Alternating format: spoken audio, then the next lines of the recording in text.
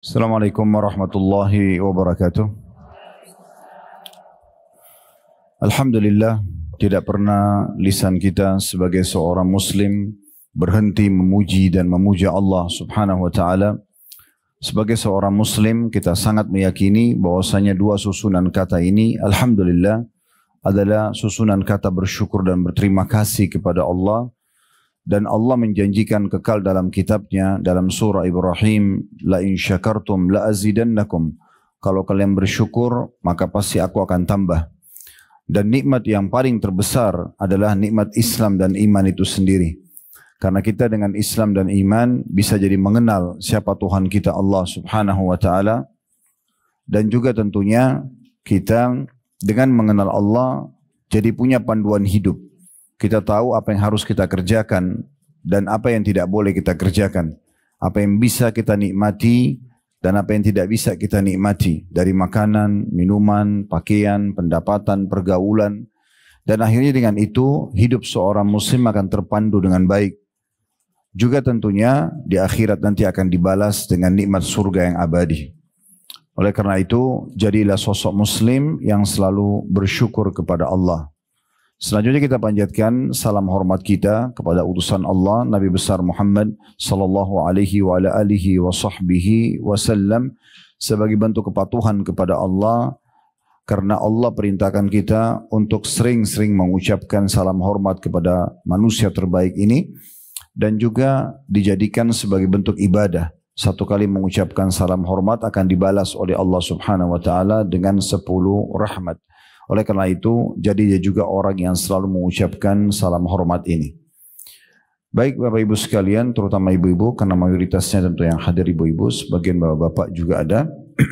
Kita melanjutkan bedah buku kita, Kunci Sukses di Alam Kubur, yang ditulis oleh Dr. Ahmad Mustafa Mutawalli Hafidahullah. Dan kita akan masuk insya Allah di kunci sukses yang ke-6. Namun kembali saya ingatkan dan hampir di setiap kita mulai kajian selalu mengingatkan karena judul kita adalah kunci sukses di alam kubur. Maka kuburan adalah sebuah tempat yang harus kita lewati semuanya. Bagaimanapun Bapak Ibu menjaga kesehatannya, kemudian menjaga makanannya, olahraga, istirahat yang cukup. Namun di saat ajal datang pasti semua kita akan meninggal dunia. Dan semua yang apa kita lakukan selama di dunia, kalau sudah sesuai dengan perintah Allah subhanahu wa ta'ala, maka tentu saja kita akan mendapatkan balasan kebaikannya. Dan siapapun yang melakukan perbuatan buruk, dari yang hal-hal melanggar apa yang Allah telah larang, maka juga dia akan mendapatkan hukumannya. فَمَنْ يَعْمَلْ مِثْقَالَ ذَرَّةٍ خَيْرًا يَرَهُ. Siapa yang buat seperti biji sawi dari kebaikan, maka akan diperlihatkan dan akan dia dapat balasannya. وَمَنْ يَعْمَلْ مِثْقَالَ ذَرَّةٍ شَرًّا يَرَهُ. Dan siapa yang berbuat seperti biji sawi dari keburukan akan diperlihatkan dan juga akan dipertanggungjawabkan atau diberikan hukumannya. Setiap orang di antara kita, Bapak Ibu sekalian, bertanggung jawab tentang dirinya sendiri. Dia yang melakukannya, maka dia akan mendapatkan balasannya. Maka jeli-jelilah dalam memilih perbuatan, pergaulan, sikap, akhlak. Semua ini kita harus menentukan yang terbaik. Dan Islam sudah mengajarkan kepada kita semua yang baik-baik.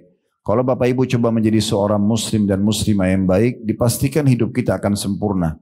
Karena yang diperintahkan adalah jujur, amanah, tanggung jawab, bakti sama orang tua, senyum, bersedekah, semua baik-baik. Dan semua dijanjikan dengan balasan-balasan yang sempurna. Semua punya keutamaan. Bahasa ceramah kita punya fadilah. Jadi enggak ada ruginya kita mengerjakan perintah-perintah agama tersebut karena semuanya baik. Apapun yang agama perintahkan, maka Allah membuat manusia menyukainya. Kita akan suka bergaul dengan orang jujur, orang yang murah senyum, orang yang dermawan, orang yang soleh kalau bahasa ringkas agama kita dan soleha.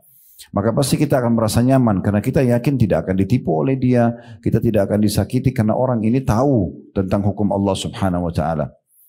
Dan ini kita tidak masuk dalam bahasan kita kalau ada kasuistik ya. Misal Bapak Ibu pernah bertemu dengan satu orang di pengajian lalu dia menipu. Nggak boleh dipukul rata. Karena itu dia sendiri, dia pribadi. Umumnya majlis ilmu seperti ini, masjid rumah Allah, orang yang menutup aurat dengan baik, itu adalah orang-orang yang baik.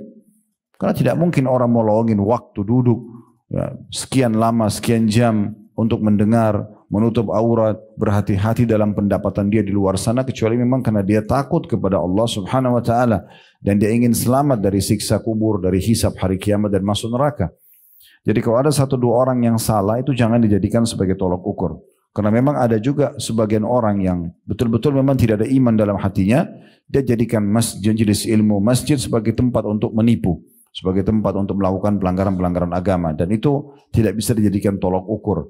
Karena memang di masa Nabi Muhammad SAW sendiri memang ada orang-orang yang menjadi orang munafik dan ada juga orang yang menjadi pelaku maksiat. Dan di masa Nabi SAW ada pezina yang dicambuk dan dirajam, ada pencuri dipotong tangannya, ada pembunuh dihukum mati, ada juga pelanggar-pelanggar. Tapi mereka tidak bisa dijadikan sebagai tolok ukur kalaupun mereka masuk di komunitas yang baik. Ya.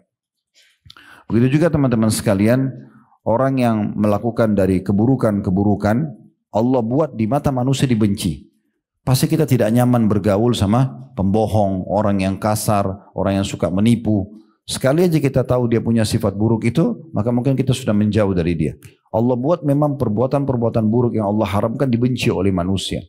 Jadi kalau Bapak Ibu sekalian menjadi wanita yang saleh dan laki-laki yang saleh, pastikan Anda akan dicintai oleh makhluk dan dicintai oleh Allah Subhanahu wa taala. Dan kalau Anda buat pelanggaran-pelanggaran agama, Allah benci dan Allah buat makhluk benci. Makanya dalam sebuah hadis yang sahih kata Nabi SAW, kalau Allah mencintai seorang hamba karena kekuatan imannya, ilmunya dan amal solehnya, yang paling pertama Allah panggil Jibril alaihissalam. Lalu Allah mengatakan, hai Jibril, sungguhnya aku mencintai fulan, cintailah dia. Allah suruh Jibril mencintai kita. Kemudian lalu Jibril menyeru di langit sambil mengatakan, ya, sesungguhnya, dan disuruhkan juga di bumi, sesungguhnya Allah telah mencintai fulan, maka cintailah dia. Maka dia pun dicintai oleh seluruh makhluk di langit sana dan juga di bumi. Ya. Maka Allah pun memberikan dia penerimaan di muka bumi. Maksudnya orang akan merasa nyaman, temannya banyak, keluarganya nyaman sama dia, selalu orang kenang kebaikan-kebaikannya. Nah itu cirinya Allah mencintai dia. Sebaliknya kalau Allah membenci seorang hamba karena banyaknya pelanggarannya, kemaksiatannya, suka dusta, suka mengganggu, suka menipu dan segala macam hal. Kalau Allah membencinya, maka Allah akan memanggil Jibril alaihissalam. Lalu mengatakan, hai Jibril, aku membenci fulan, bencilah dia. Maka Jibril membencinya. Lalu Jibril menyeruh di langit sana bahwasanya Allah membenci si fulan, maka bencilah dia. Maka Allah buat seluruh makhluk di langit membencinya, dan juga tentunya orang-orang di bumi pun banyak yang tidak menyukainya, dan pasti dia akan selalu kena efek jerah. Tidak ada orang yang melakukan pelanggaran agama tidak dijerahkan, tidak mungkin. Dia sering bohong misalnya, pasti akan kebongkar. Dia sering menipu, pasti akan kebongkar. Dia ganggu orang, pasti akan kebongkar, dan akan mempermalukan diri dia sendiri. Itu semua tujuannya supaya dia berhenti dari kesalahan dia. Kalau tetap saja dia lakukan, dia pindah misalnya dari kota ke kota yang lain, di sana lagi dia lakukan, di sana juga akan diperhinakan. Terus begitu sampai akhirnya puncaknya dihukum, disiksa kubur dan juga di akhirat sana. Oleh karena itu teman-teman sekalian, majelis ilmu seperti ini tujuannya adalah bagaimana kita memahami hukum Allah dan menerapkan dalam hidup. Saya sudah pernah sampaikan di pertemuan-pertemuan sebelumnya, kami para dai tidak mungkin Bapak Ibu sekalian mengetuk rumah Anda tiap saat, ayo enggak boleh begini, ayo harus begitu. Tapi Bapak Ibu harus menentukan itu. Datang ke majelis ilmu seperti ini atau dengarkan sekarang di media, dan dengarkan dengan tulus dan ikhlas dengan tujuan supaya Bapak Ibu punya panduan hidup. Juga poin penting, setiap kali kita adakan pengajian seperti ini, apapun yang sedang kita bahas, berarti kita membahas ini untuk ke depan. Tidak ada bahasan kita bermaksud sekarang ke belakang. Misal kalau kita bahas tentang kejujuran, kalau misalnya ada yang hadir, dia suka bohong, bukan berarti kita menyinggung dia. Tapi kita sedang membahas dan Allah sedang sampaikan ke kuping dia, dan di dalam tersapi dalam hati dia dan terenungi dalam pikiran dia, oh ternyata saya harus jujur ya, saya nggak boleh bohong, supaya dia perbaiki mulai hari ini ke depan. Tujuan majelis ilmu seperti itu. Ya. Kalau hari ini kita akan bahas kunci sukses yang ke-6 adalah zikir kepada Allah, maka kita akan bahas sekarang ke depan. Jadi kalaupun yang lalu-lalu sudah Bapak Ibu terbiasa dengan zikir, maka berarti sekarang lebih giat lagi. Kalau sebelumnya belum terbiasa, apalagi lalai, maka sekarang mulai start untuk menjadi orang yang banyak melakukan ketaatan ini. Ingat teman-teman sekalian, saya bukan menakut-nakuti, tapi semua kuburan yang Bapak Ibu biasa lewatin, gundukan tanah dan batu nisan, itu manusia yang sama dengan kita di dalam sana. Dan kita pun akan sama dengan mereka. Kalau hari ini kita mengkafani saudara kita, kerabat kita, kalau kita memikulnya di geranda dan disolati jenazahnya lalu diantar ke kuburan, kemudian menjadi kenangan manusia beberapa hari saja, oh ibu itu, oh bapak itu, habis itu selesai, akan hilang semua kenangan dia. Rumah dia hanya dikenang beberapa waktu, oh itu rumah dia, oh itu pakaian dia, setelah itu diwaris, dibagi warisan, selesai. Orang tidak akan mengenang lagi rumah dia dan seterusnya. Maka beruntunglah orang yang cerdas memahami masalah ini, bagaimana dia punya persiapan-persiapan untuk menuju ke liang lahat itu. Setiap orang kita kalau kita gambarkan rasionalnya, kita semua ini sedang berjalan, sama-sama berjalan, di depan kita ini ada liang-liang lahat yang lubang. Dan siapa yang jatuh duluan dia akan jatuh, tergantung ajalnya. Oleh karena itu beruntung orang yang selalu memikirkan masalah ini. Rabi' ibn Hutsaim rahimahullah, seorang ulama tabi'in yang sangat masyhur, beliau sampai menggali liang lahat di belakang rumahnya. Untuk dia pribadi, bukan untuk dia dikubur ya, hanya untuk muhasabah, introspeksi diri saja.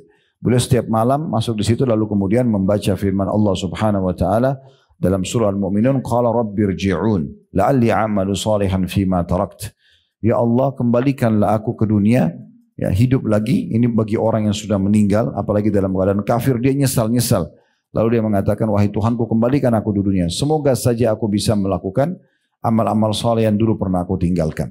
Tapi Allah mengatakan, kalla innaha kalimatun huwa qailuha wa min wara'i barzun ila yaumi yub'atsun. Itu hanya perkataan yang mereka ucapkan dan mereka sudah berada di alam yang ada barzakhnya. Barzakh itu berarti pemisah antara dia dengan kehidupan dunia.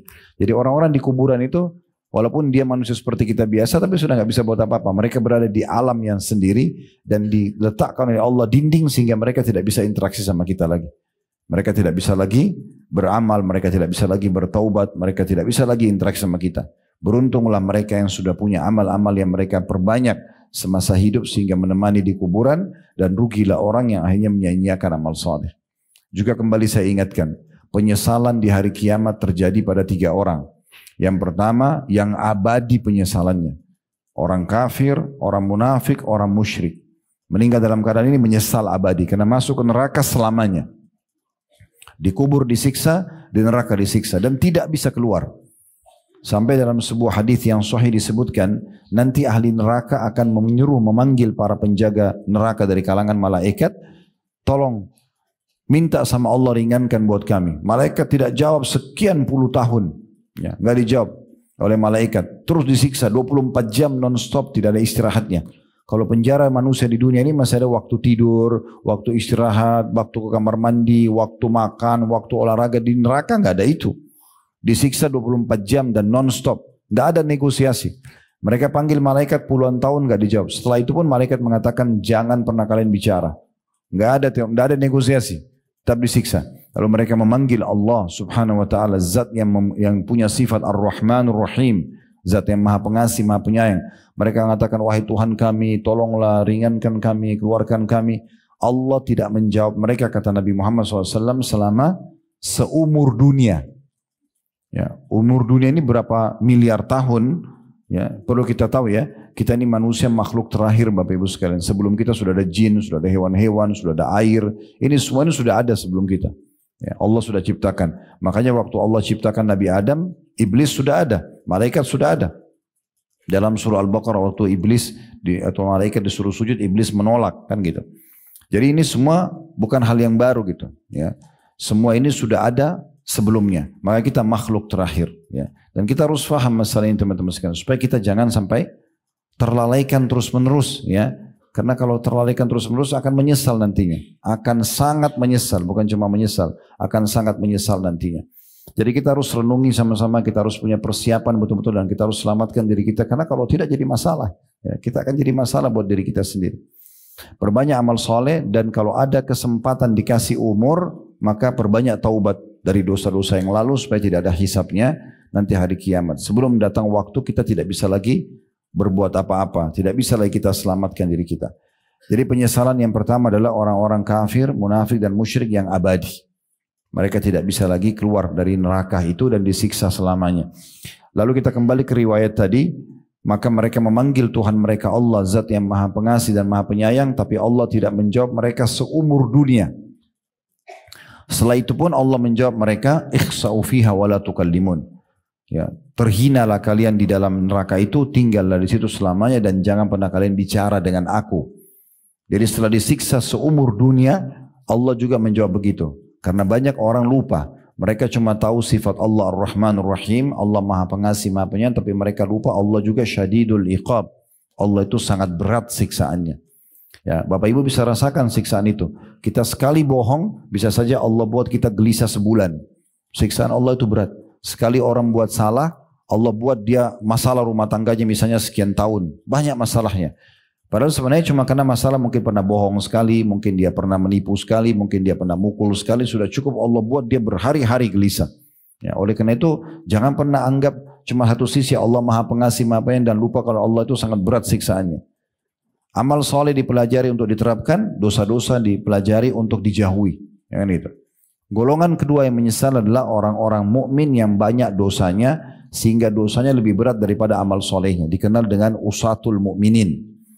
Jadi dia sholat, ya tapi dia juga masih berbuat dosa-dosa yang lain. Sehingga nanti pada saat ditimbang amalnya hari kiamat, dosanya lebih berat. Misalnya dosanya 10.000, amal solehnya 9.000. Dia harus disiksa dulu untuk membersihkan 1.000 atau 1.500 dosanya. Orang ini juga menyesal karena harusnya dia tidak perlu masuk ke neraka. Kalau dia tidak buat dosa itu kan dia bisa masuk ke surga langsung. Cuma penyesalannya tidak ada manfaatnya sampai nanti nikah bersih dosanya atau mendapatkan syafaat pertolongan yang Allah izinkan. Nah, golongan ketiga ini yang kita garis bawahi adalah orang-orang mukmin yang masuk ke surga. Mereka enggak masuk neraka, mereka masuk surga dari awal. Tetapi banyak sekali amal-amal soleh yang mereka sia-siakan selama di dunia. Misalnya lewati kotak amal masjid gak sumbang, lihat orang miskin gak beri, azan dikumandangkan gak sholat sunnah qobliyah misalnya, sunnah-sunnah lah, bukan yang wajib ya. Tapi nanti dia nyesal, karena ternyata kalau dia kerjakan dia akan dapat derajat lebih tinggi dari apa yang dia dapatkan sekarang gitu. Cuma penyesalan itu tidak akan bermanfaat lagi, karena sudah tidak bisa naik ke derajat itu. Mirip kalau komplek perumahan biasanya kan ada klaster-klaster ya.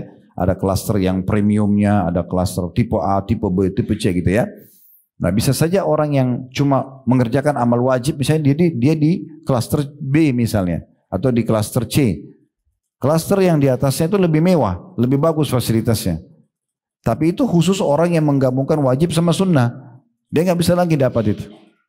Nah, pertanyaan sederhana, kenapa Bapak Ibu nggak mau sholat sunnah? Apa masalahnya? Waktunya juga toh kita akan lalui daripada duduk, sholat aja duha. Daripada hanya duduk atau aktivitas biasa sambil berzikir pagi. Kenapa nggak sholat ba'diyah? Kenapa nggak sholat malam? Masalahnya apa? Gitu kan? Orang lain bisa kerjakan, kenapa kita tidak kerjakan? Itu akan mendatangkan penyesalan nanti karena ternyata itu membawa derajat yang tinggi di surga. Nah, di antaranya yang kita bahas sebenarnya adalah berzikir kepada Allah. Banyak sekali orang anggap ini zikir ya sudahlah. Ya, mungkin habis sholat saya sudah cukup. Atau mungkin zikir pagi petang kalau pada yang baca sudah cukup. Padahal sebenarnya tidak cukup. Itu belum cukup. Ya, kita harusnya berzikir kepada Allah non-stop. Ingat satu-satunya ibadah yang tetap bertahan sampai di surga hanya zikir. Di surga nggak ada lagi sholat, nggak ada jihad, nggak ada lagi sedekah, nggak ada lagi haji, nggak ada semuanya. Yang ada cuma zikir saja. Bahkan nanti dalam riwayat tentang surga mereka akan diilhamkan tasbih, ya, sebagaimana kalian diilhamkan nafas. Jadi ahli surga tidak pernah berhenti. Seperti kita bernafas naik turun kita sudah sampai kadang-kadang tidak sadari kalau kita sedang bernafas karena rutinnya. Nah seperti itu nanti ahli surga selalu berzikir. Nah orang yang suka berzikir di dunia maka akan lebih mempermudah dia juga mendapatkan derajat yang tinggi di surga dan akhirnya dia juga lebih mudah berzikir kepada Allah di sana nantinya. Baik, di halaman 23 saya akan bacakan dulu dalil yang diangkat oleh penulis sebuah hadis saja. Nanti baru kita insya Allah lanjutkan dengan syarah dan penjelasan lebih jauh, yaitu kunci sukses yang keenam selamatkan dari siksa kubur berzikir atau mengingat Allah.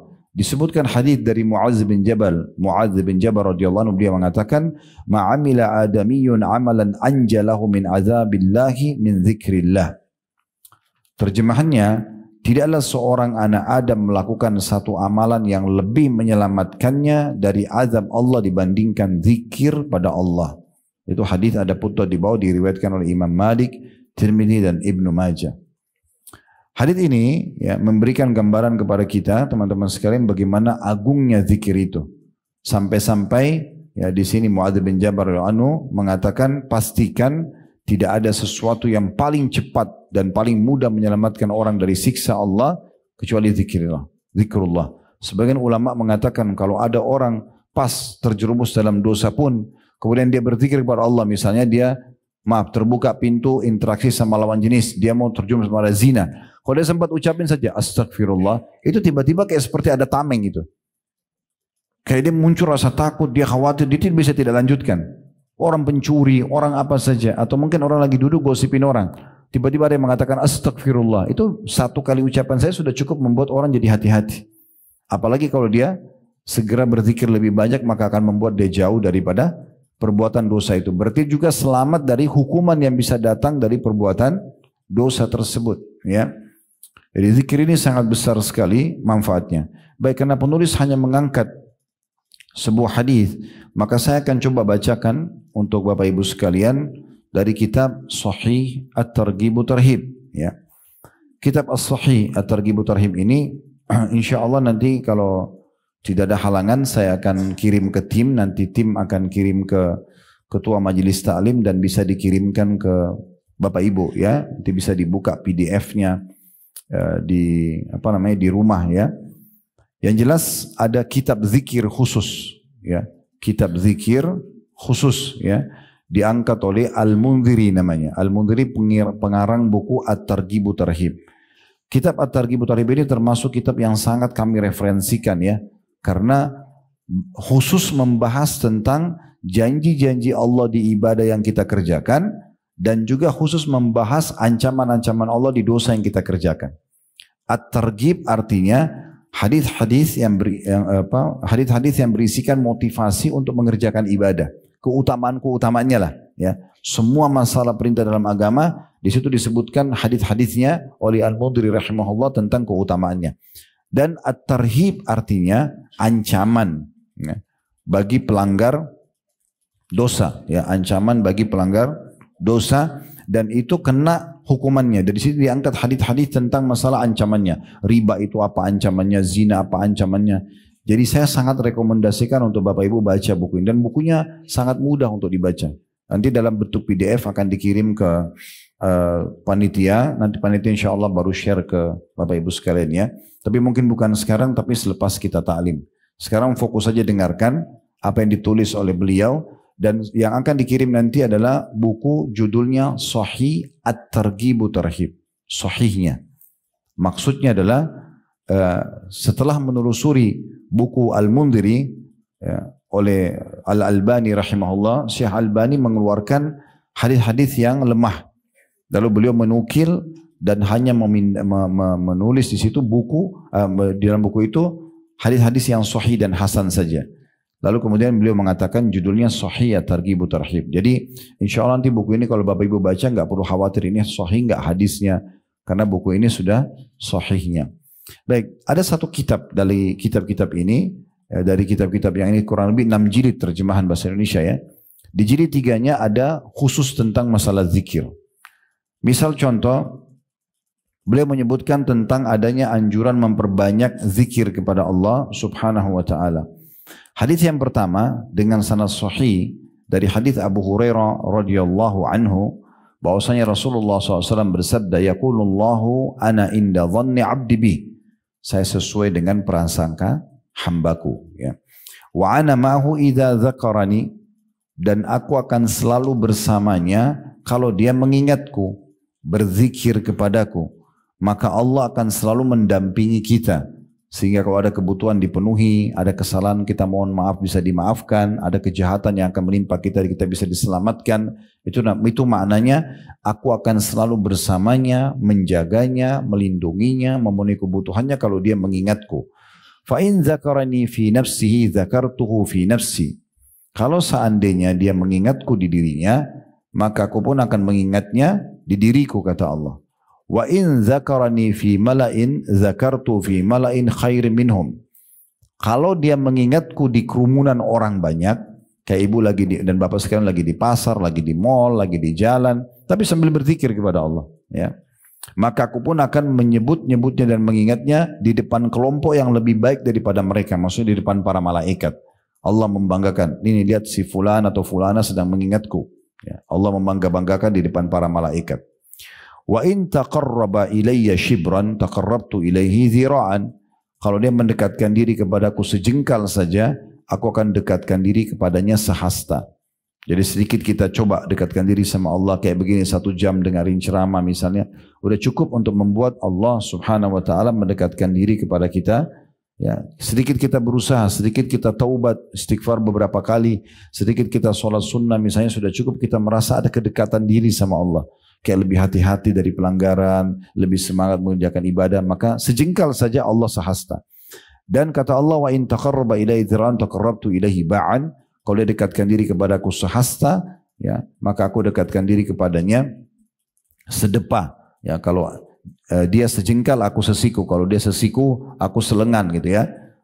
Kemudian kalau taqarraba ilayya wa in atani yamshi ataitu harwala. Kalau dia datang kepadaku dengan berjalan, aku akan datang kepadanya dengan berlari kecil. Ya. Jadi maksudnya ini adanya motivasi dari Allah Subhanahu wa taala agar kita banyak berzikir kepada Allah Subhanahu wa taala. Kemudian juga dalam riwayat yang lain dengan sanad sahih. Ya, kalau yang pertama tadi itu diriwayatkan oleh Imam Bukhari tentunya ya hadisnya, dan Imam Muslim. Kalau sekarang ini hadis diriwayatkan oleh Ibnu Majah.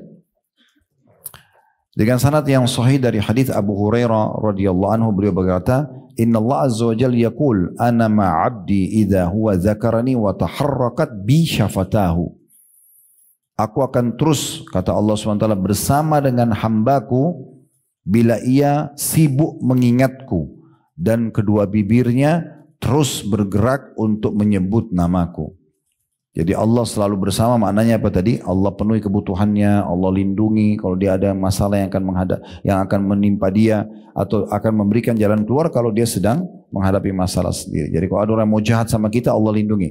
Kalau kita lagi ada masalah, sumpah, sedih, kehilangan sesuatu, Allah akan hibur dan menggantikannya dengan cara berzikir saja. Memperbanyak zikir kepada Allah Subhanahu wa taala. Dalam hadis yang lain, coba dengarkan saja hadis ini dan banyak sekali keutamanya. Di antaranya hadis yang sahih diriwayatkan oleh Tirmidzi dari hadis Abdullah bin Busur radhiyallahu anhu, beliau mengatakan anna rajulan qal, ada seseorang pernah berkata kepada Nabi Muhammad sallallahu alaihi wasallam, ya Rasulullah, wahai Rasulullah, inna syara'il Islam qad kathurat alayya. Sesungguhnya ajaran-ajaran Islam sudah banyak sekali. Maksudnya saya ini mau kerjakan yang mana saya harus pilih dan sudah terlalu banyak, ragamnya banyak. Lalu dia mengatakan, fa akhbirni bi syai'in atashabbatsu bihi. Tolong beritahukan kepadaku di antara semua amalan-amalan itu yang mana yang paling aku harus fokus. Tetap kerjakan, tapi kira-kira aku jangan tinggalkan apa? Supaya betul-betul bisa mendapatkan rahmat Allah, dapat pengampunan, bisa selamat di dunia, datang rezekinya, semua masalah yang bisa terpecahkan di akhirat juga selamat. Maka kata Nabi SAW, qala la yazalu lisanuka ratban min dzikrillah. Ya, kalau kau pengen itu, maka jadikan lisanmu agar selalu basah, ya, berzikir kepada Allah Subhanahu wa taala. Dalam riwayat yang lain juga, teman-teman sekalian, ya, hadis Muadz bin Jabal radhiyallahu anhu, beliau mengatakan, inna akhira kalamin faraktu alaihi Rasulullah sallallahu alaihi wasallam. Sesungguhnya perkataan terakhir sekali dari nasihat Nabi untukku. Muadz bin Jabal ini sahabat Nabi yang mulia dan salah satu dai Nabi. Beliau mengatakan sesungguhnya yang akhir nasihat Nabi sampai kepadaku yaitu waktu saat aku tanya kultu ayyil amali ahabbu ila Allah. Aku sempat bertanya, ya Rasulullah, amal apa yang paling Allah cintai? Maka kata Nabi SAW, antamuta wa lisanuka ratbun min dzikrillah. Engkau meninggal dunia dalam kondisi, ya, lisanmu sedang berzikir kepada Allah. Jadi itu amal yang paling luar biasa bisa menyelamatkan dirimu. Dalam hadis yang lain diriwayatkan oleh Ahmad dan ini disahihkan oleh Syekh Albani dari hadis Abu Darda radhiyallahu anhu. Rasulullah SAW bersabda, ala unabbiukum bi khairi amalikum. Mau enggak saya tunjukkan pada kalian amal kalian yang paling bagus, paling besar pahalanya, paling menyenangkan nanti kalau kalian lihat di timbangan amal kalian, wa azkaha inda malikikum, dan yang paling suci di sisi raja kalian Allah. wa arfa'iha fi darajatikum, dan yang paling cepat mengangkat derajat kalian di surga. Cepat sekali, dengan sedikit lakukan sudah langsung derajatnya tinggi di surga. Wa khairi lakum min infaqi dzahabi wal wariq, dan lebih bagus lagi, pahalanya lebih besar daripada kalian menginfakkan di jalan Allah emas dan perak. Ini yang akan dilakukan lebih baik bahkan daripada berinfak dengan emas dan perak. Kita bisa bayangkan kalau kita keluarkan emas dan perak dengan Allah, berapa besar pengorbanan kita. Ini lebih bagus lagi. Wa khairi lakum min an talqaw aduwakum fatadribu anaqam wa yadribu anaqakum. Bahkan pahalanya lebih besar lagi daripada kalian bertemu dengan musuh kalian di medan perang, lalu kalian pun menebas leher mereka atau leher kalian ditebas oleh mereka. Artinya kalian membunuh musuh di medan perang, pergi jihad, atau kalian pun terbunuh mati syahid. Ini masih lebih bagus lagi dari itu. Jadi saya ulangi, luar biasa ya. Kata Nabi SAW, maukah saya sampaikan amal yang paling baik? Ini keutamaan pertama. Yang kedua, paling suci di sisi Tuhan kalian. Ya.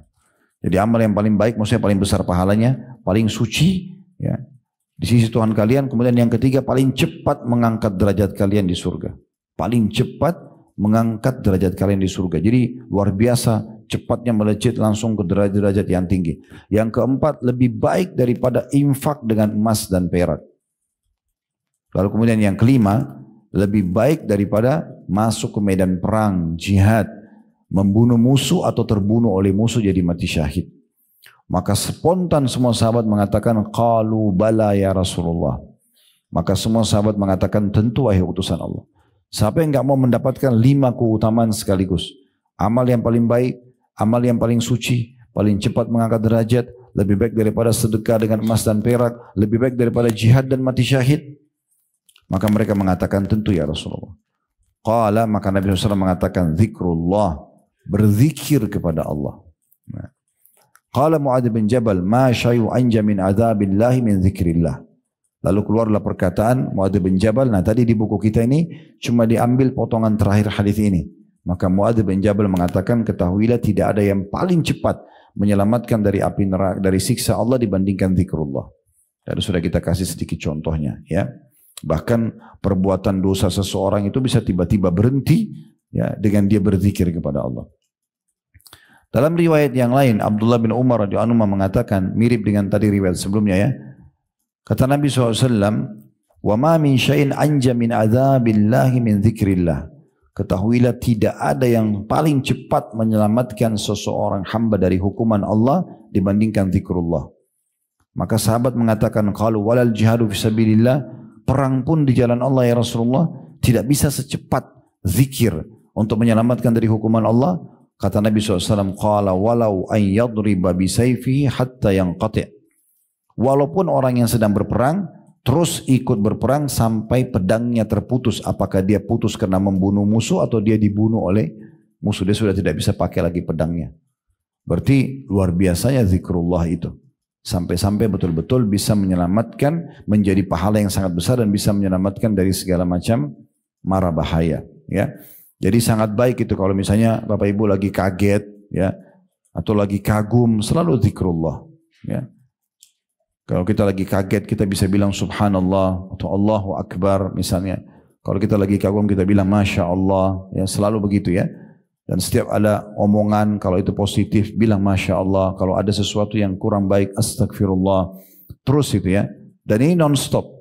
Non-stop. Mulai sekarang ke depannya yang sedang kita targetkan, bukan cuma zikir habis sholat saja, bukan hanya zikir pagi petang, tapi bagaimana Bapak Ibu tidak pernah berhenti lisannya berzikir kepada Allah Subhanahu wa taala. Jadikan rutinitas. Ya. Kalau lagi pada duduk nongkrong atau ibu lagi masak, potong bawang, potong cabe, sambil zikir. Kenapa enggak sambil zikir? Gitu kan. Sementara zikir itu tadi sudah dikatakan lebih baik daripada jihad, daripada ya infak, ya. Dan paling cepat mengangkat derajat di surga, paling mudah menyelamatkan dari segala macam mara bahaya atau siksaan. Kenapa kita enggak lakukan? Selalu berzikir kepada Allah Subhanahu wa taala. Di dalam riwayat yang lain juga, riwayat yang sahih diriwayatkan oleh Tabarani dan Al-Bazzar dari hadits Ibnu Abbas radhiyallahu anhuma, ia menuturkan bahwasanya Rasulullah SAW bersabda, "Man ajaza minkum 'anil lailati ay yaqabadahu wa bakhila bil mali ay yunfiqah." wajabuna 'anil adu an yujahida falyukthir dzikrallah. Siapa di antara kalian yang tidak mampu atau masih merasa berat bangun sholat malam. Kemudian yang kedua, masih perhitungan kalau mau mengeluarkan infak. Dan yang ketiga, masih takut menghadapi musuh. Maka segera selamatkan dirinya untuk menutupi kekurangan itu semua dengan memperbanyak zikrullah. Karena zikir akan menutupi kekurangan itu. Masih bolong-bolong sholat malamnya, jangan kekurangan zikirnya. Masih kalau berinfak masih cuma 2.000 rupiah terus, nggak pernah nambah-nambah, terus minta sama Allah kesehatan, keselamatan, surga dan neraka, masih pelit, ya. 2.000 tapi mintanya banyak gitu ya. Nah, ikuti sama zikir. Atau masih takut berhadapan sama musuh, takut tumpah darahnya. Segera sempurnakan semua itu kata Nabi SAW dengan memperbanyak zikrullah. Ya. Itu luar biasa gitu ya. Kemudian selanjutnya ada satu riwayat yang unik juga sahih. Ini tentang riwayat hadis Al-Harith Al-Ash'ari tentang Nabi Yahya alaihissalam. Nabi Yahya sepupunya Nabi Isa. Mereka sezaman ya. Yahya dan Isa alaihissalam sezaman. Dua-dua lokasi dakwanya Palestina dan ayahnya Nabi Yahya namanya Nabi Zakaria. Ini satu keluarga nabi-nabi. Ya. Nah, itu diceritakan kisah mereka cukup banyak dalam surah Al-Anbiya, surah Maryam tentang kisah mereka. Tapi jelas satu waktu pernah Nabi Yahya ini diperintahkan oleh Allah Subhanahu wa taala dan tidak diperintahkan kepada Nabi Isa. Padahal mereka satu lokasi, rumahnya juga bersebelahan, tapi dua-dua nabi. Dan perlu saya sampaikan informasi ya, kalau Nabi Muhammad SAW, Bapak Ibu sekalian itu diutus khusus untuk kaumnya. Nabi-nabi semua sebelum kita diutus untuk kaumnya dan Nabi Muhammad SAW diutus untuk seluruh alam semesta ya. Jadi kalau ada orang-orang Nasrani yang mau coba menyebarkan agama Islam di Indonesia, di Afrika, tidak ada perintah untuk itu. Karena Nabi Isa itu untuk Bani Israel, bukan untuk semua manusia. Ya. Makanya lokasi dakwanya Palestina. Ya. Dan nabi-nabi sebelum Nabi Muhammad SAW diutus untuk kaumnya saja. Makanya banyak nabi-nabi sezaman. Seperti Nabi Ibrahim sezaman dengan ponakannya sendiri Nabi Lut.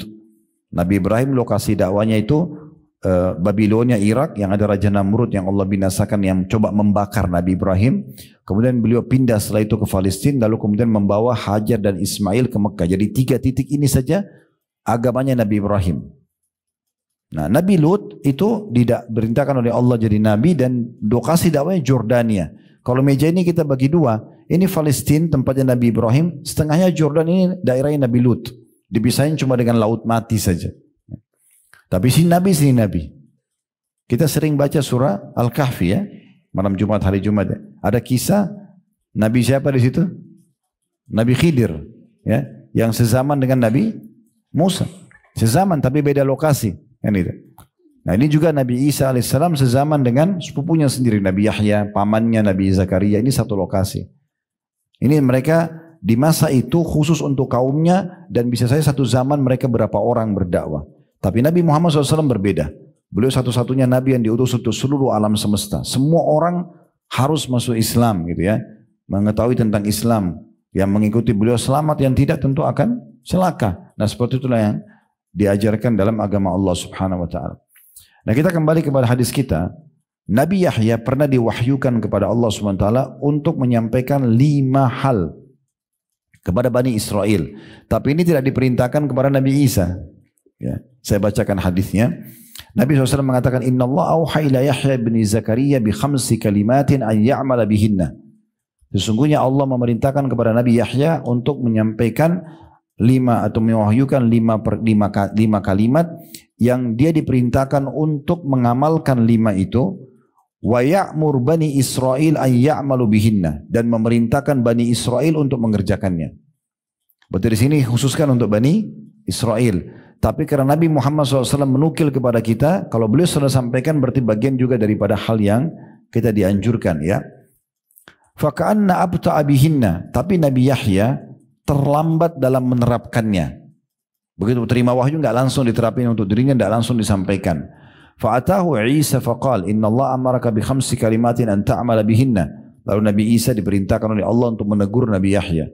Nabi Isa datang. Lalu mengatakan, sesungguhnya Allah perintahkan kamu dengan 5 kalimat agar engkau mengamalkannya. Wa ta'muru Bani Israil an ya'malu bihinna. Dan kau juga diperintahkan untuk menyampaikan kepada Bani Israel untuk mengamalkannya. Fa imman tukhbirahum wa imma an ukhbirahum. Sekarang ambil keputusan, kamu mau sampaikan pada mereka atau aku yang sampaikan? Jadi karena Nabi Yahya terlambat menyampaikan, maka Allah suruh Nabi Isa menyampaikan. Kalau kau tidak sampaikan, Allah suruh saya yang sampaikan loh ini. Maka saat itu, faqala ya akhi la taf'al. Nabi Yahya mengatakan, wahai saudaraku jangan kau lakukan itu. Fa inni akhafu in sabaqtani bihinna an yukhsafa bi aw azab. Karena aku khawatir kalau kau kerjakan itu, malah aku nanti ya akan dihukum oleh Allah, disiksa. Karena ini tugasku, bukan tugasmu gitu ya. Qala fajama'a Bani Israil bi Baitul Maqdis hatta imtala al-masjid. Maka Nabi Yahya pun mengumpulkan Bani Israel kemudian sampai membuat seluruh wilayah Masjid Aqsa itu penuh. Ya, dipenuhi pada saat itu. Ini luar biasanya kalau Bapak Ibu belum pernah ke sana ya, tapi lokasi Masjid Aqsa luas sekali. Sehingga saya 1,4 hektar ya, atau 14 lupa ya, sekitar itu ukurannya. Dan dia bukan kayak Masjid Haram, Masjid Nabawi yang satu masjid lokasi. Dia masjid di depan ada kibli, sini ada Masjid Qubatus Sohra, ada musola-musola kecil, tapi dia satu lokasi. Maka Nabi Muhammad SAW mengatakan, kalau kalian ke Aqsa, sholatlah di mana saja, karena semuanya dihitung Baitul Maqdis dan pahalanya 250 kali lipat, gitu ya, dibandingkan tempat lain. Ya, semoga Allah berikan mereka kemerdekaan ya. Tapi yang jelas Bapak Ibu sekalian di sini dikatakan, dia kumpulkan lalu penuhlah orang-orang pada saat itu.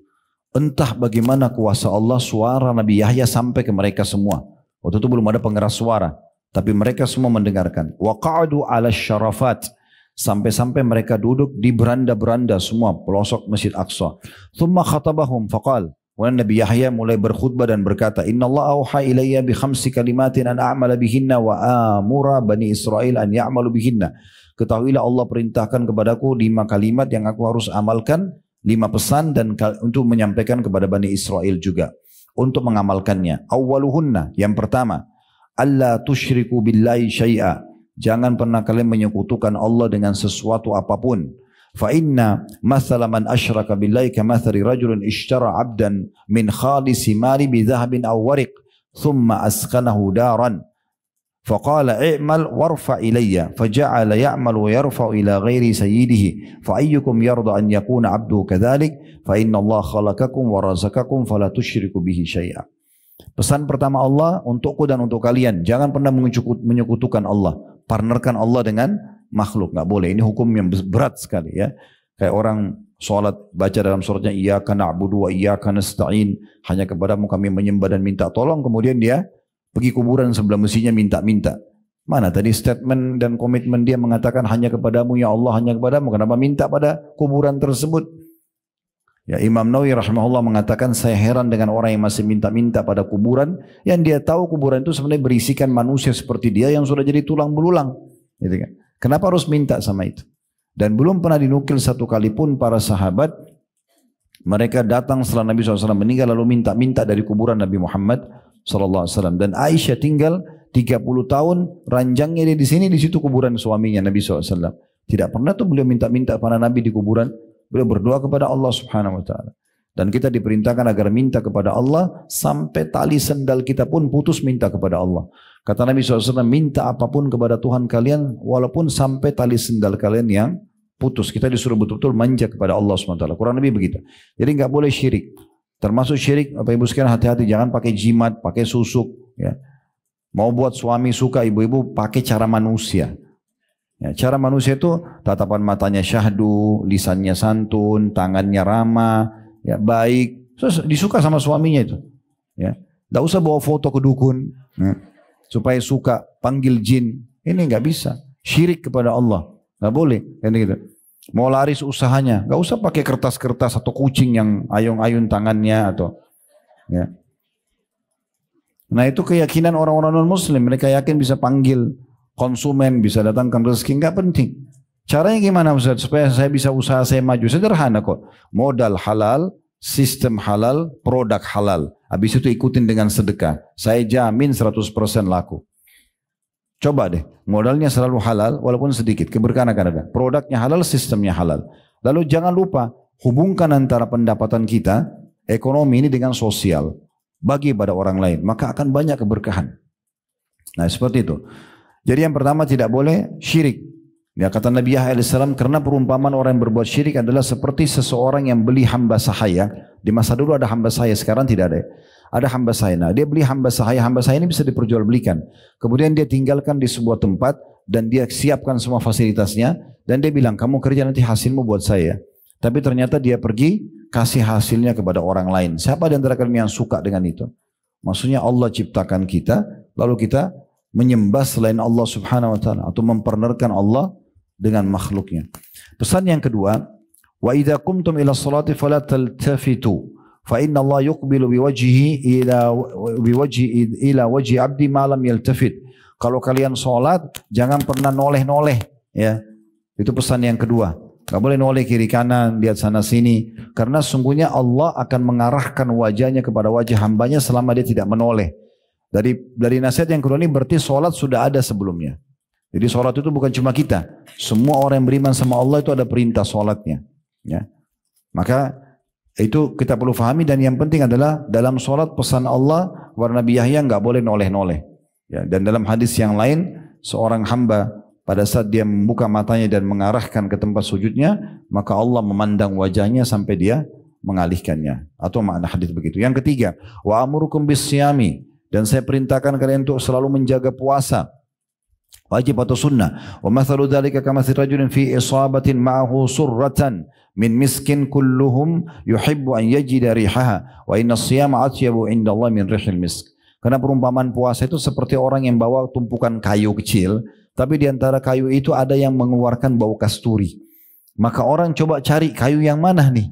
Ketahuilah kayu yang kasturi itu adalah puasa. Maksudnya dia amal yang mendatangkan bau yang sangat wangi dan besar pahala di sisi Allah.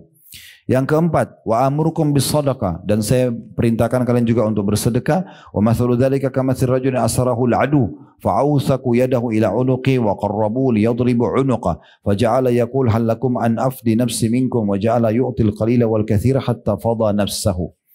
Aku perintahkan kalian sedekah karena perumpamaan orang sedekah seperti orang yang ditangkap oleh satu kelompok musuh, tangannya dibelenggu di lehernya dan didatangkan di sebuah tempat untuk dipenggal lehernya. Tetapi dia mengatakan, dia negosiasi, dia mengatakan mau enggak saya tidak dipenggal tapi dengan cara saya tebus diri saya dengan harta saya. Maka dia terus menebus dengan sedikit dan banyak sampai akhirnya dia selamat gak jadi dipenggal. Nah di sini ulama memaknakan maknanya orang kalau sering sedekah maka sedekah itu juga akan membantu dia supaya tidak kena hukuman-hukuman Allah subhanahu wa ta'ala. Nah yang terakhir ini jadi saksi bahasan kita yang kelima, wa amurukum bidzikrillahi katsira. Dan aku perintahkan kepada kalian agar berzikir kepada Allah tapi dengan zikir yang banyak. Bukan kapan ada waktu tapi memang dia harus meluangkan waktunya. Bukan kapan dia mau tapi memang dia harus maukan dirinya. Dia paksakan ya. Bukan hanya sekedar kewajiban misalnya yang dibebankan misalnya habis sholat subhanallah 33, alhamdulillah 33, Allah akbar. Tapi dia zikir lebih banyak daripada itu. Selepas tentunya sholat ya. Karena kalau ada penentuan jumlah, tempat, waktu ya kita tidak boleh tambah dan kurangi. Nabi SAW mengatakan zikir habis sholat subhanallah 33, alhamdulillah 33, Allah akbar 33. Jangan bilang oh saya mampu baca 35. Nabi sudah tentuin jumlahnya, tempatnya dan jenisnya udah. Tapi baca subhanallah selain habis sholat boleh banyak. Boleh 100, boleh 1000 gitu kan. Nah kata Nabi Yahya yang kelima adalah saya diperintahkan untuk mengamalkan dan kalian juga amalkan untuk banyak berzikir kepada Allah. Wa mathalu dzalika kamathali rajulin talabahu al-adu sira'an fi athari. Karena perumpamaan orang yang berzikir seperti orang yang sedang dikejar oleh musuh dan musuh berhasil mendapat jejaknya. Artinya dia sudah akan dibunuh oleh musuh. Hatta ata hisnan hasina, sampai dia menemukan sebuah benteng yang kokoh. Fa ahraza nafsahu fihi, maka dia masuk melindungkan dirinya dalam benteng tersebut. Wa kadzalikal abdu la yanju minasyaitani illa bidzikrillah. Oleh karena itu ketahuilah seperti itulah perumpamaan seorang hamba, dia tidak akan mungkin selamat dari syaitan kecuali dengan zikrullah. Jadi ini poin teman-teman sekalian yang juga perlu digarisbawahi berumpamaan dengan zikir. Di antaranya juga hadis Nabi SAW dengan hadis yang sahih dari hadis Abu Musa al-Ash'ari radhiyallahu anhu. Nabi SAW bersabda, "Mathalul ladzi yadhkuru rabbahu wal ladzi la yadhkuru rabbahu mathalul hayy wal mayyit." Perumpamaan orang yang berzikir kepada Allah dengan orang yang tidak berzikir kepada Allah seperti orang yang hidup dan orang yang mati. Kita bisa bandingkan, orang yang hidup masih bisa melihat, bisa ngomong, bisa aktivitas, yang mati sama sekali tidak bisa. Di dekat kantor kami pernah sholat Jumat, dan kebetulan saya duduk di saf itu ada jenazah mau disolatin habis Jumat. Sebelahnya karena tempatnya mestinya kecil, nggak besar. Jadi paling pojok misalnya sebelah sana ditaruh ada geranda jenazah, di saf awal ini semua orang sholat gitu. Terus saya kebetulan melihat kondisi itu sambil mendengarkan khutbah, sambil saya merenung gitu. Subhanallah, orang yang jadi di geranda sekarang yang sebentar lagi mau disolatin ini manusia seperti kita. Baru beberapa jam yang lalu dia masih bisa sholat, masih bisa zikir, masih bisa segala macam. Tapi sudah mati, udah nggak bisa buat apa-apa. Andai saja dia dikasih kesempatan ngomong, pasti dia akan bilang, saya juga mau ikut sholat, ya, saya juga mau berzikir gitu kan. Tapi sudah tidak bisa. Nah kemudian saya coba renungi hadis ini. Perumpamaan orang yang berzikir dan orang yang tidak berzikir seperti orang yang mati dan orang yang zikir hidup. Orang yang mati itu adalah orang yang tidak berzikir. Artinya betul-betul perbedaannya antara langit sama bumi. Akan sangat banyak penyesalan dari orang yang tidak berzikir kepada Allah di hari kiamat nanti, karena seperti orang yang vakum, dia tidak bergerak, tidak bisa beraktivitas apa-apa dibandingkan dengan orang yang banyak berzikir. Dalam riwayat lain, rumah, ya, perbedaan perumpamaan antara rumah yang banyak berzikir kepada Allah dan tidak zikir seperti rumah orang mati dan orang yang hidup. Ya, seperti orang hidup itu kan ada lampu, ada kehidupan, ada ngobrol. Nah seperti itu orang berzikir sama kuburan yang memang tidak ada orang di sana gitu ya. Kemudian selanjutnya mungkin saya tutup dengan ini ya, tentang masalah tentu banyak sekali hadis, tapi kita tidak bisa baca semua. Nanti Bapak Ibu bisa murajaah di kitab zikir yang tadi saya bilang, yang akan kita coba kirimkan ya. Tapi ada sebuah hadis yang menyebutkan tentang keutamaan majlis seperti kita, insya Allah majlis ilmu begini ya. Atau misalnya Bapak Ibu hadir di satu masjid, semua lagi berzikir, yang sana lagi baca subhanallah, yang sini lagi baca alhamdulillah, sana baca Quran, yang sana lagi sholat. Orang di lingkungan kayak semuanya lagi berzikir tapi masing-masing. Nah ini punya keutamaan sendiri. Ya. Dan tidak masuk dalamnya orang yang berzikir rame-rame. Ya. Saya dia baca subhanallah, yang lain semua pada ikut semua, itu tidak masuk dalam masalah itu. Nanti kita jelaskan jabarannya ya. Tapi saya bacakan dulu hadisnya, hadis yang sahih. Abu Hurairah mengatakan radhiyallahu anhu bahwasanya Rasulullah SAW bersabda, Inna lillahi malaikatan yatufuna fit turuq. Ketahuilah ada golongan khusus malaikat-malaikat Allah yang keliling di jalan-jalan di muka bumi ini. Yaltamisuna ahla zikir. Mereka khusus mencari orang-orang yang zikir, mengingat Allah. Di antaranya majelis ilmu begini masuk dalam zikir. Atau orang baca Quran, atau orang berzikir, baca subhanallah, alhamdulillah, atau orang lagi sholat, itu semua dianggap zikrullah, bagian daripada zikir kepada Allah ya. Maka malaikat-malaikat ini khusus keliling-keliling nyari. Kayak majelis ilmu ini mereka cari. Kalau mereka sudah temukan fa in wajadu qauman yadhkurunallaha tanadau. Kalau mereka temukan kaum yang sedang kumpul kayak majelis ilmu atau orang lagi zikir habis sholat, maka mereka saling manggil satu sama yang lain. Malaikat ini ya. Kemudian mereka mengatakan halummu ila hajatikum. Ayo kumpul sekarang cepat, inilah hajat kita. Ini loh sebabnya Allah ciptakan kita, khusus pekerjaan mereka itu mencari majelis-majelis seperti ini. Fayahuffunahum biajniyatihim, maka malaikat-malaikat tersebut mulai melindungi mereka dengan sayap-sayapnya ila samai dunia, sampai ke langit dunia. Langit yang pertama kita bisa lihat. Qala fayas'aluhum rabbuhum wa huwa a'lamu bihim ma yaqulu ibadi. Maka Allah pun bertanya kepada para malaikat tersebut sambil mengatakan, dan Allah lebih tahu sebenarnya. Allah bertanya ini bukan Allah tidak tahu, tapi Allah memang menugaskan malaikat, lalu Allah tanyakan kepada mereka, apa yang diucapkan oleh hamba-hambaku itu? Qala yaquluna yusabbihunak. Maka para malaikat mengatakan mereka bertasbih kepadamu ya Allah, wa yukabbirunak, mereka bertakbir kepadamu. Mereka bilang subhanallah, mereka bilang Allahu akbar, wa yahmadunak, dan mereka mengatakan alhamdulillah, wa yumajjidunak, dan mengagungkanmu ya Allah. Qala fayaqulu har ra'uni, maka Allah berfirman, apakah mereka sudah melihatku? Maka para malaikat mengatakan tentunya, fayaqulun la wallahi ya rabbi ma ra'auk, demi Allah mereka belum melihat engkau ya Allah. Qala fayaqul kaifa ra'uni, Maka Allah pun berfirman kepada para malaikat, bagaimana kalau mereka melihatku? Maka para malaikat mengatakan, "Lau ra'auka kanu ashadda laka ibadatan." Kalau mereka melihatmu ya Allah sebagaimana kami bisa bertemu denganmu, maka pasti mereka akan lebih kuat lagi dalam beribadah, wa ashadda laka tamjidan, dan akan lebih memuliakanmu lagi, wa aktsara laka tasbihan, dan lebih banyak lagi bertasbih kepadamu.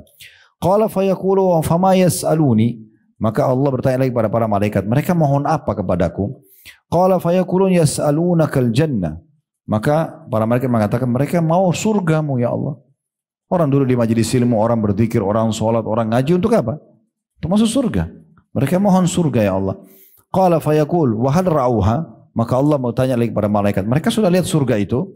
Qala fayaquluna la wallahi ya Rabbi ma ra'uha. Maka para malaikat spontan mengatakan tidak, demi Allah mereka belum melihat wahai Tuhan kami. Fayaqul, maka Allah pun berfirman, fa kaifa law ra'uha, bagaimana kalau mereka sudah melihat surga itu? Qala yaqulun, maka para malaikat mengatakan, law annahum ra'auha kanu ashadda 'alaiha hirsa. Kalau mereka lihat pasti mereka akan lebih menjaga lagi. Wa ashadda laha talaban, dan mereka lebih giat untuk memohonnya. Wa a'zama fiha raqbah, dan lebih semangat lagi untuk mengejarnya. Qala fa mimma yata'awwadun. Allah tanya lagi kepada para malaikat, mereka berlindung dari apa? Qala yaqulun minan nar. Maka malaikat mengatakan mereka berlindung dari api neraka. Tujuannya kita duduk dalam majelis ilmu, kita sholat, kita berzikir kan supaya selamat dari neraka. Qala fayaqul wa hal ra'uha, maka Allah berkata, apakah mereka sudah melihat neraka itu? Qala yaquluna la wallahi ya Rabbi wallahi ma ra'uha. Mereka mengatakan tidak, demi Allah mereka belum melihatnya. Qala fayaqul fa kaifa ra'uha. Lalu bagaimana kalau mereka sudah melihat neraka itu? Qala yaqulun, maka para malaikat mengatakan law ra'auha kanu ashadda minha firara. Kalau mereka lihat pasti mereka akan lebih menjauhkan diri, lari darinya. Wa ashadda laha makhafa, dan pasti lebih takut lagi. Qala fayaqul, lalu kemudian Allah pun berfirman kepada para malaikat, ushhidukum anni qad ghafartu lahum. Aku menjadikan kalian saksi bahwasanya aku sudah memaafkan dosa-dosa mereka. Qala yaqulu malakum minal malaika. Maka ada satu malaikat tiba-tiba nyeletuk mengatakan, ya, ngomong, fihim fulanun laisa minhum.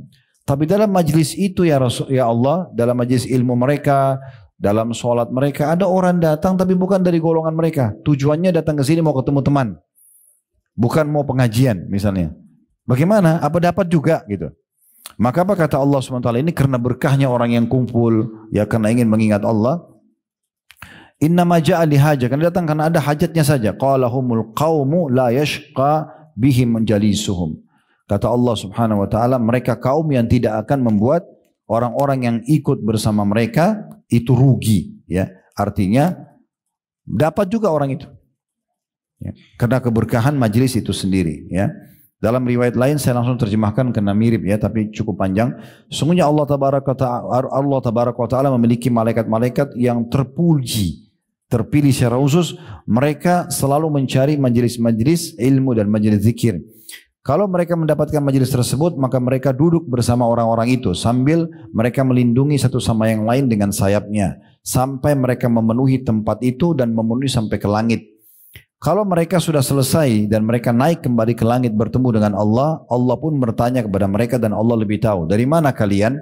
Mereka mengatakan, kami datang dari hamba-hambamu ya Allah di bumi yang sedang bertasbih kepadamu, bertakbir kepadamu, mengucapkan la ilaha illallah, ya. Kemudian juga memujimu dan juga memohon kepadamu. Lalu kemudian Allah mengatakan, apa yang mereka minta? Para malaikat mengatakan mereka minta surgamu. Kata Allah, apakah mereka sudah lihat surga itu? Kata para malaikat, tidak wahai Tuhanku. Maka kata malaikat, atau tidak wahai Tuhan kami. Lalu kata Allah, bagaimana kalau mereka melihat surgaku? Lalu Allah bertanya lagi, dari apa mereka berlindung? Kata para malaikat, mereka berlindung ya dari apimu ya Allah. Ya. Kemudian kata Allah SWT, apakah mereka telah melihat neraka itu? Kata para malaikat, belum. Lalu kata Allah, bagaimana kalau mereka melihat? Lalu kemudian kata para malaikat, mereka memohon ampun juga kepadamu ya Allah. Lalu kata Allah SWT, ya, aku telah ampuni mereka dan aku sudah berikan apa yang mereka minta dan aku juga sudah menyelamatkan mereka dari apa yang mereka khawatirkan. Lalu kemudian mereka mengatakan, wahai Tuhan kami, ada di antara mereka pelaku dosa. Dalam majlis ilmu itu ada pelaku dosa yang datang ke masjid itu ada pelaku dosa, ya. Dia kebetulan lewat, dia lihat ramai, dia ikut. Gitu kan. Maka kata Allah SWT, aku juga ampuni orang itu. Ya. Karena sesungguhnya kaum yang sedang berkumpul tidak akan merugikan siapapun yang ikut bersama mereka. Nah, ini berarti menandakan luar biasanya kedudukan majelis ilmu itu. Ya. Sampai seperti itu, ya. Itu majelis zikir. Nah, kemudian teman-teman sekalian perlu kita garis bawahi, tadi saya bilang, tidak masuk dalamnya orang kalau zikir rame-rame. Ya. Karena pernah terjadi di masa Abdullah bin Mas'ud radhiyallahu anhu, di masa tabi'in pernah ada orang di masjid, dia duduk sambil dia pegang batu, kemudian dia bertanya subhanallah, yang lain semua ikut subhanallah, alhamdulillah, alhamdulillah, semua rame-rame gitu. Lalu kemudian Abdullah bin Mas'ud menegur sambil mengatakan, begitu cepatnya kecelakaan dan kebinasaan bisa pada kalian. Lalu yang pimpin mengatakan, wahai Abu Abdurrahman, ini maksudnya julukannya Abdullah bin Mas'ud, kami hanya ingin kebaikan. Ya, kami kan berpikir baik. Maka kata Abdullah bin Mas'ud menegur kurang lebih maknanya, kalian ingin kebaikan tapi berapa banyak orang yang mau kebaikan tapi tidak sampai kepadanya. Bukankah Rasulullah SAW baru saja meninggal, rumahnya masih ada, pakainya masih ada. Kok bisa kalian buat sesuatu yang Nabi tidak contohkan?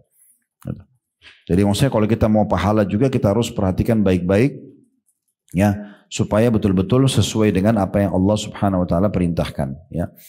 Kemudian juga saya akan tutup dengan satu hadis lagi, nanti besok kita buka pertanyaan, dan juga beberapa riwayat tentang orang-orang saleh kalau mereka berzikir kepada Allah seperti apa, ya.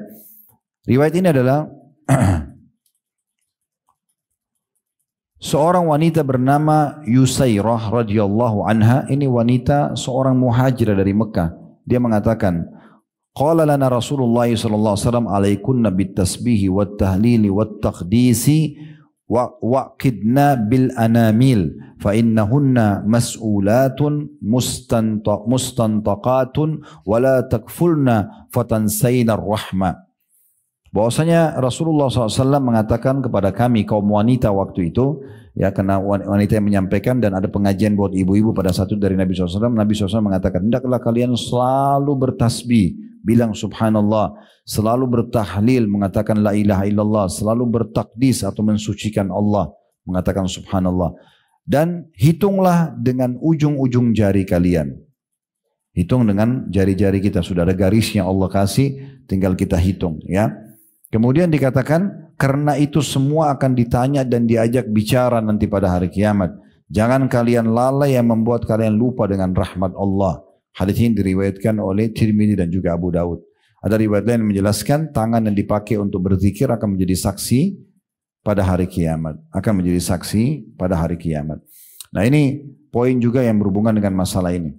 Nah, dinukil dalam kisah, ya, Abdullah bin Mas'ud, ya, maaf, Abu Ubaidah bin Abdullah bin Mas'ud, anaknya Abdullah bin Mas'ud. Ketika hati seseorang terus berzikir pada Allah, maka ia selalu berada dalam solat, ya. Dan jika ia berada di pasar, lalu ia menggerakkan kedua bibirnya untuk berzikir, maka itu akan lebih baik buat dia. Dan dinukil juga bahwasanya para salafus saleh, mereka berzikir dengan jumlah yang sangat banyak. Di antaranya disebutkan nama Khalid bin Ma'dan rahimahullah. Beliau bertasbih kepada Allah setiap hari 40.000. Ya. Itu selain membaca Al-Quran dan juga, ya, pada saat ditemukan beliau meninggal dunia, jenazahnya untuk dimandikan, tangannya masih memegang seakan menghitung berzikir. Karena sukanya berzikir kepada Allah Subhanahu wa taala. Mungkin ibu ada yang mengatakan dan bapak, gimana Ustaz zikir 40.000 kan banyak sekali. Jadi gini, poinnya Bapak Ibu sekalian bukan masalah jumlahnya, tapi keberkahan yang Allah berikan kalau kita sudah rutin kerjakan ibadah itu. Contoh gini, kalau orang belum terbiasa berdoa, dia berat berdoa. Atau kadang-kadang dia sudah sehabisan kata-kata, dia mau berdoa apa lagi? Karena dia tidak terbiasa berdoa. Coba rutinkan doa itu, nanti Allah berkahi, muncul ide di otak kita, mau ucapin apa? Lisan kita tiba-tiba ngucapin. Makin sering kita ulangi doa, makin banyak Allah bukain kata-kata doa yang kita tidak pernah susun sebelumnya. Kan gitu. Contohnya ini sholat malam. Kalau ibu baru dan bapak sekalian baru sholat malam, berat rasanya. Tapi kalau sudah rutin, setiap hari sudah 1 tahun, 2 tahun, sudah 5 tahun, sudah 10 tahun, itu malah jadi ringan sekali. Bahkan kita merasa, masa cuma baca surah ini lagi, akhirnya bertambah, ada Allah kasih keberkahan. Tadinya kita cuma bangun 15 menit sebelum subuh atau setengah jam. Nanti mundur 1 jam, nanti mundur 2 jam. Nanti ada orang menikmati semalam suntuk berdoa dan bermunajat sama Tuhannya. Itu keberkahan Allah kasih. Utsman bin Affan radhiyallahu anhu membaca Al-Quran di sholat witir terakhir itu harus 30 juz Al-Quran. Kan bagaimana caranya? Yaitu keberkahan. Yang biasa Bapak Ibu baca Qul Huwallahu Ahad, yaitu Utsman bin Affan 30 juz. Ya. Nah, iya betul itu. Coba itu Ibu dan Bapak sekalian tinggal ketik di Google tentang kisah Utsman bin Affan. Beliau mengkhatam di witir rakaat terakhir. Bukan witir 3 rakaat ya. Rakaat terakhirnya itu baca 30 juz. Gimana ceritanya? Keberkahan. Allah kasih keberkahan. Contoh yang lain, kita tidak pernah sedekah. Akan berat kita keluarin walaupun cuma 5.000, 10.000. Tapi kalau kita sudah rutin sedekah, Allah kasih keberkahan. Kita akan tidak ada beban walaupun sudah 10 juta, 100 juta kita tidak ada beban. Karena keberkahan yang Allah kasih. Nah begitu seterusnya. Jadi ini masalah keberkahan. Asal kita sudah mulai dulu mengerjakannya. Makanya disebutkan ya bahwasanya dalam riwayat yang sahih Nabi SAW itu selalu berzikir di setiap keadaan beliau.